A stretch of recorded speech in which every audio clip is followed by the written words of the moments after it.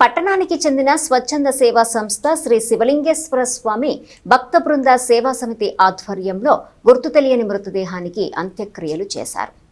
ఈ నెల 11వ తేదీన రైలు నుండి జారిపడి 45 ఏళ్ల వ్యక్తి మరణించాడు. మృతదేహాన్ని జీఆర్పీ పోలీసులు స్థానిక జిల్లా ప్రభుత్వ ఆసుపత్రి మార్చురీలో భద్రపరిచారు. 9 రోజులు గడిచిన మృతుడి వివరాలు ఏమీ తెలియలేదు.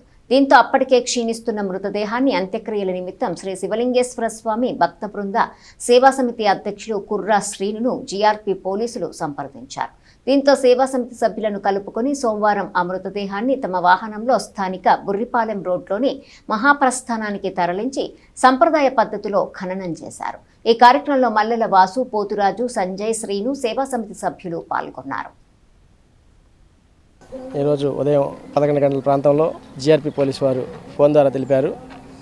ఈ నెల 11వ తారీఖు ఒక వ్యక్తి రైలు కింద పడి చనిపోవటం వల్ల ఆ మృతదేహాన్ని రైల్వే పోలీసు వారు అంటే జీఆర్పీ పోలీసు వారు మృతదేహాన్ని తెనాలి జిల్లా వైద్యశాల నందు మార్చిలో భద్రపరిచి విచారించగా 11వ తారీఖు నుంచి ఈరోజు 20వ తారీఖు దాకా వచ్చింది. ఇప్పుడు దాకా కూడా ఎవరు కూడా దానికి ఆ మృతదేహానికి సంబంధించిన వాళ్ళు ఎవరు కూడా తెలియపోవటం వల్ల గుర్తు తెలియని శవంగా నమోదు చేసుకొని ఈ రోజున అంత్యక్రియలు చేయమని చెప్పేసి శ్రీ శివలింగేశ్వర స్వామి భక్త బృంద సేవా సమితి అని అప్పచెప్పడం జరిగింది.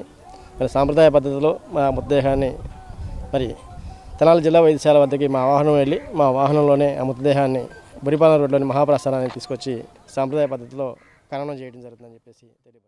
ఈరోజు కూడా జీఆర్పీ పోలీసు వారు సుమారు 45 ఏళ్ళు 50 ఏళ్ళు ఉన్న వ్యక్తి రైలు కింద పడి మరణించి వారం రోజులు అవుతుందని తెలియజేశారు.